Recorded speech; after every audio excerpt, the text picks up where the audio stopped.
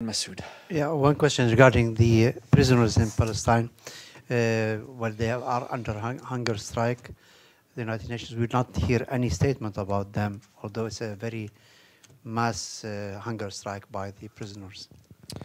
No, we are obviously aware of the. Hold on a second, because I do have language here. We're obviously aware of the situation, following the developments closely, and we've noted also the clashes that have taken place in the occupied West Bank in support of the prisoners, and we call on all parties to exercise maximum restraint.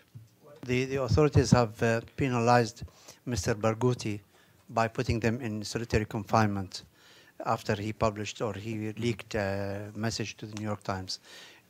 Do you have any position on that as well? That's all I have for the time being. As I said, we're following, and our team on the ground is following the situation closely. If I have anything more, I will add. On the exchange of prisoners in Foaa, Kafriya, Madaya, and Zabadani, I saw the statement by the Secretary General regarding what happened in near Aleppo in Rashidin. But since then, 300 of Foaa and Kafriya inhabitants are missing. Also, more than 300 between killed and injured. What was the role of the United Nations there? Did they observe, did they report anything about what happened exactly? No, the UN, we've had these exchanges in the past. The UN is not a party to the agreement, the exchange between the four towns. We obviously stand ready to help those who've arrived and need humanitarians, but the actual exchange is not one that is organized by us. Follow up on that. The United Nations was there when the agreement of East Aleppo happened. And of course they were observing. Why wasn't there near them when this explosion happened? As I said, we were not involved in this exchange. You were not involved even in the previous one? Nizar, I've answered your question, I think. Masood.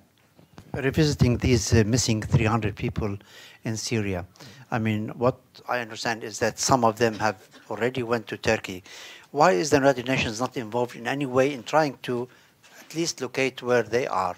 These are children, women, elderly. Well, I think we've always been worried about the fate of missing civilians, and I think our partners at the ICRC are the ones who usually handle these issues. And I think every day we talk about Syria underscores the need for renewed political momentum and support for the Geneva talks. Follow up on that. This incident is a very serious one because hundreds of people were killed and perished as a result of that. Why isn't an investigation asked here? Who was responsible for that? Because obviously there were parties, there were states who were guarantors of this exchange, and it went bad. Also, there was another incident in Hatla. We would like to see light shed on the incident, and I would refer you back to what the Office of the High Commissioner for Human Rights said today in Geneva on the issue. Okay. One last one. Yeah. In Hatla last week, there was an attack which resulted in a chemical slaughter. Hundreds of people perished near Deir Zur, and nobody asked for investigation. Why is this area? I think anyone who may be a victim of a chemical attack deserves justice, and our colleagues at the OPCW have the mandate to investigate any alleged use of chemical weapons.